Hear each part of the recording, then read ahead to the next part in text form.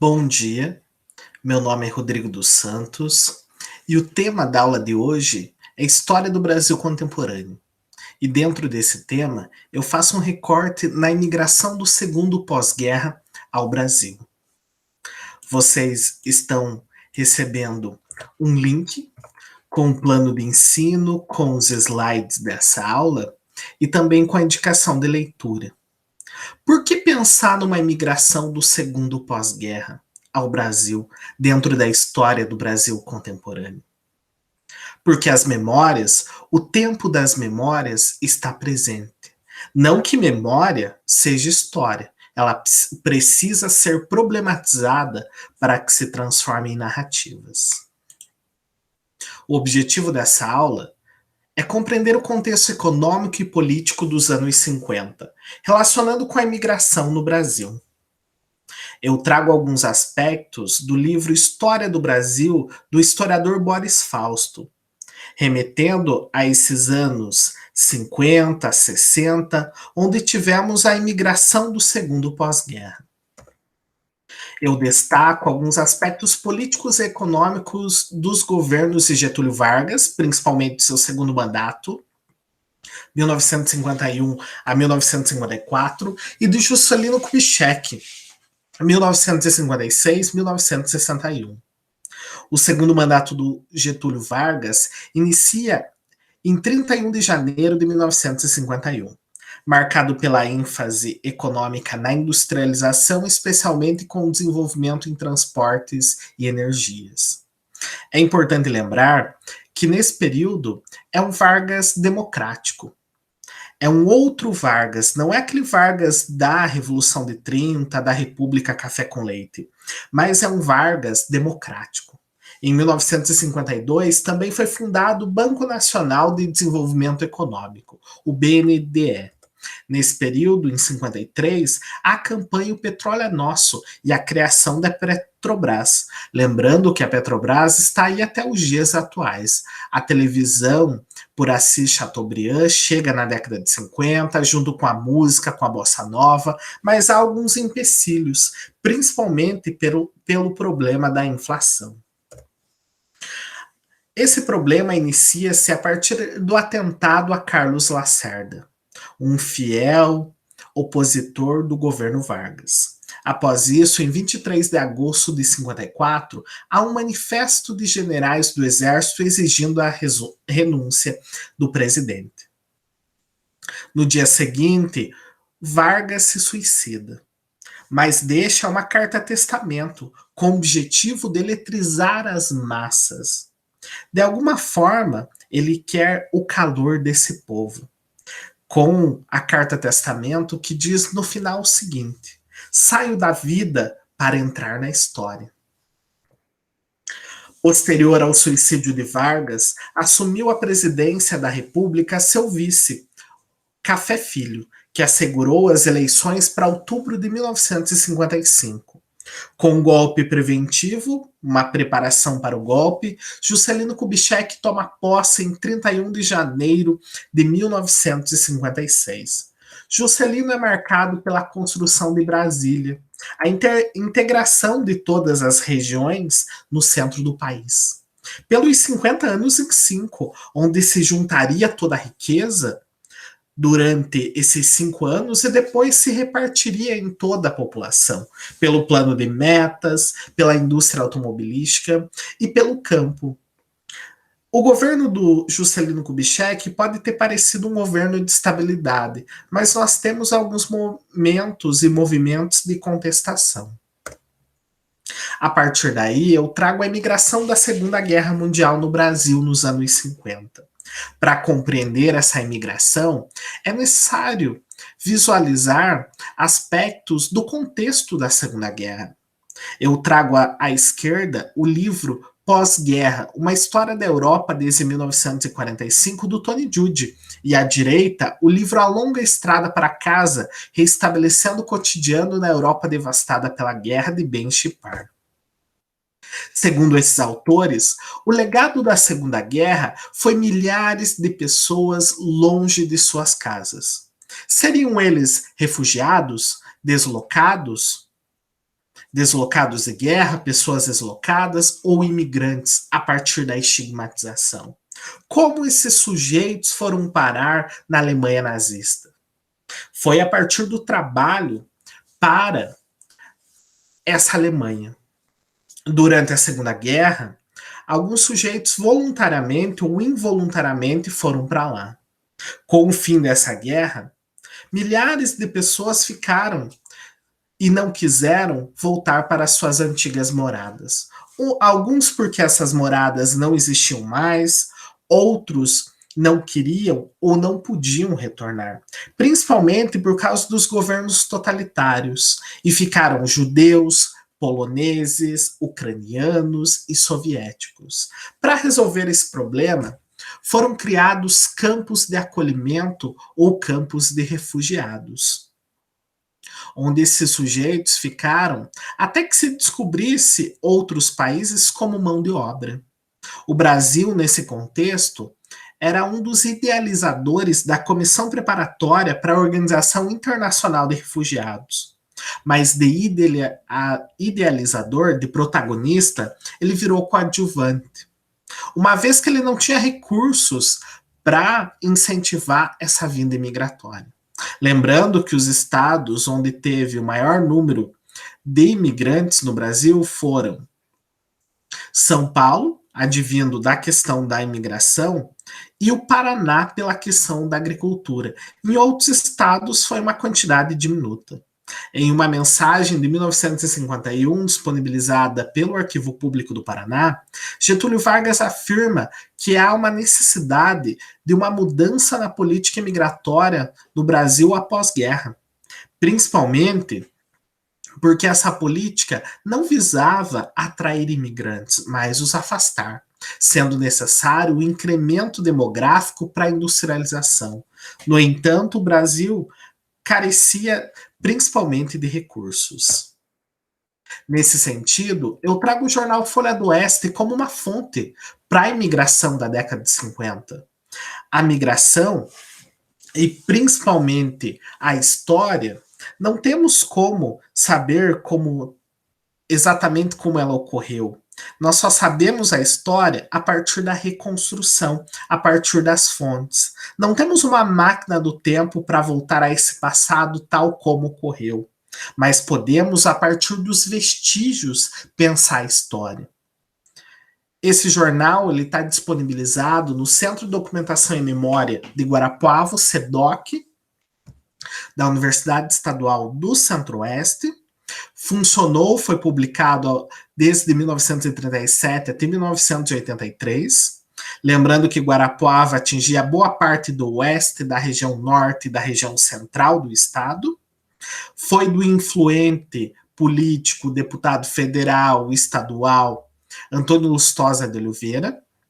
Lembrando, a partir da Tânia Regina de Luca, que é necessário pensarmos a materialidade do periódico. O Folha do Oeste, ele circulava aos sábados, tinha 8 páginas, geralmente em preto e branco. Em algumas semanas não circulava por causa da energia elétrica, por falta de matérias, e era publicado a partir dos amigos do Antônio Lustosa de Oliveira, que também era dono da Rádio Difusora, da editora Guairacá, da gráfica Guairacá, e tinha interesses nas terras de Entre Rios, onde o maior grupo de imigrantes que veio para a região se instalou.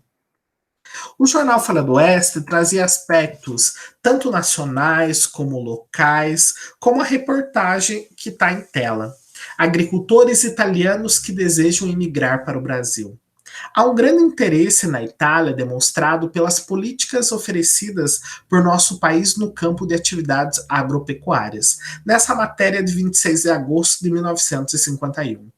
O Folha do Oeste, além disso, ele reproduzia algumas matérias de outros jornais da capital federal e de outros do interior. É interessante esse seguinte trecho. O Conselho de Imigração e Colonização, ao divulgar essa informação, terá máxima satisfação em receber propostas concretas e objetivas dos proprietários brasileiros que pretendem esse excelente braço agrícola. E ainda é mais interessante que há uma articulação, principalmente da parceria público-privada, com ainda governo federal, estadual e municipal. Propostas devem ser encaminhadas diretamente ao Departamento Nacional de Imigração, no Ministério do Trabalho, por intermédio da Secretaria de Agricultura, Indústria e Comércio do Estado do Paraná. Além disso, nós temos a vinda do maior grupo de imigrantes do segundo pós-guerra para o Paraná, principalmente para Guarapuava. Eles iam para o estado de Goiás, mas a partir do secretário da Agricultura, Lacerda Werneck, eles vieram para Guarapuava. Outros estados também receberam números menores de imigrantes, como o Jean Magalhães, que afirma sobre os locados de guerra em Goiás, poloneses e em Itaberaí. Sobre os Suábios, nós temos duas obras, uma comemorativa à esquerda, Suábios no Paraná, do Elfes, e outra acadêmica, do professor Marcos Nestor Stein, da UniOeste, O Oitavo Dia, Produção de Sentidos Identitários na Colônia Entre Rios, em Guarapuava. Os Suábios do Danúbio, mais ou menos 3.000 pessoas, 200 famílias, vieram em 1951 a partir da Áustria. Estavam num campo de acolhimento de refugiados e vieram parar no Brasil. O jornal Folha do Oeste também noticiou a trajetória dos Suábios desde 1951 até findar esse jornal nos anos 80. Entre eles, ele traz essa reportagem chamada Colônia Entre Rios, uma reportagem de primeira página. Guarapuava será um futuro celeiro de trigo, quiçá um dos maiores do sul do Brasil, e a União terá nele um forte colaborador na melhoria do plano econômico de todo o país. Aí lembrando que na região de Guarapuava, no Paraná, faltou trigo durante a Segunda Guerra. Então, o Paraná e a vinda dos imigrantes era bem-vinda, tanto que eles auxiliassem os nacionais plantando trigo, plantando arroz, e nesse sentido a gente tem uma relação entre presente e passado, principalmente com a cooperativa agrária, que hoje é uma das grandes produtoras da região sul do país. Preferiram os fazendeiros de Entre Rio abrir os braços e acolher os seus irmãos da velha e conturbada Europa, complexo de solidariedade cristã, ensejando-lhes em terras brasileiras o direito de paz, de liberdade e de trabalho construtivo, em benefício da prosperidade do Paraná e do Brasil. Aí apresentando um discurso de progresso, não apenas um discurso desenvolvimentista do Paraná, mas também do país, com a vinda de sujeitos que iriam auxiliar os nacionais. Outros grupos imigratórios também vieram para a região, para a região de Guarapuava, não apenas para Entre Rios, grupos menores, como o da família Egert, um pouquinho antes dos anos 50, 1949, enquanto os Suábios vieram em 51, os Egert vieram em 1959. Na esquerda, eu apresento a ficha de Janina Egert, da Organização Internacional de Refugiados. Janina Egert veio junto com seu esposo Ignácio Egert e 2 filhos que nasceram antes da Segunda Guerra na Polônia.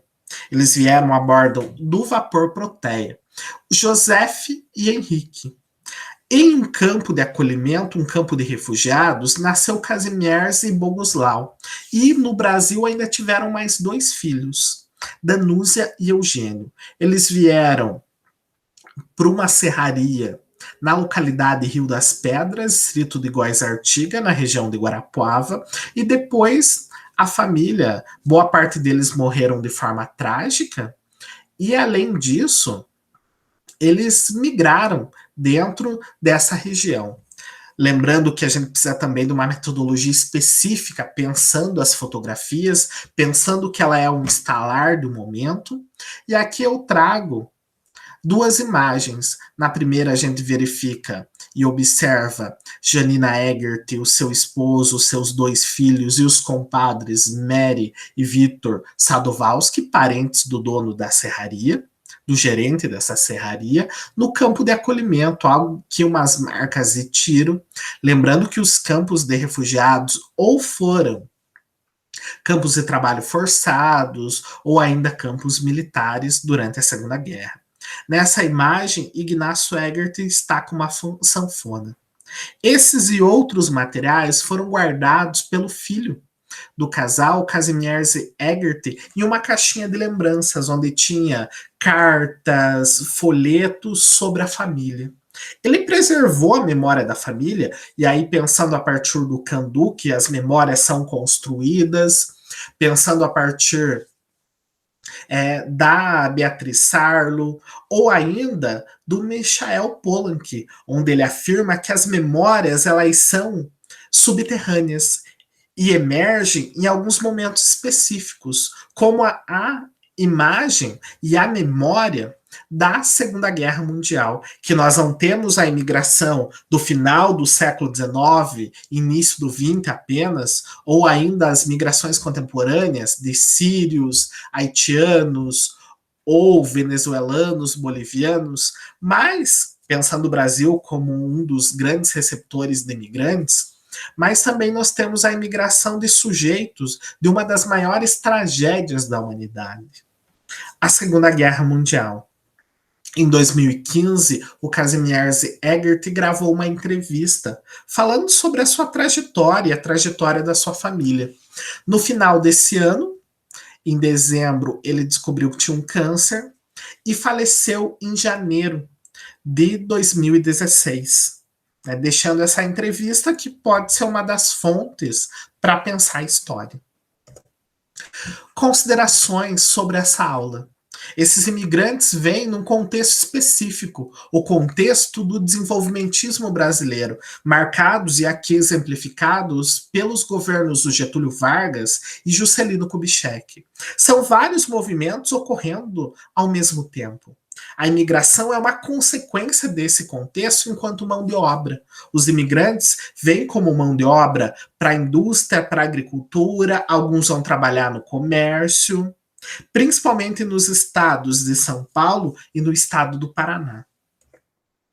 Para essa aula, eu proponho uma avaliação, a produção textual, a partir de 2 fragmentos. O primeiro do Boris Fausto, em comparação com o governo Vargas e os meses que se seguiram ao suicídio do presidente, os anos de JK podem ser considerados de estabilidade política. Será que podem ser considerados mesmo?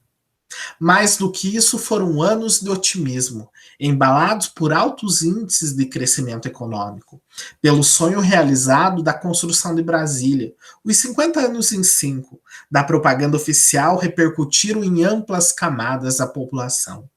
Fausto, 1995, página 422. E eu trago uma fonte, como a história é feita a partir do presente e do passado, dessa articulação, dessa dialética presente e passado, e a partir das fontes, dos vestígios.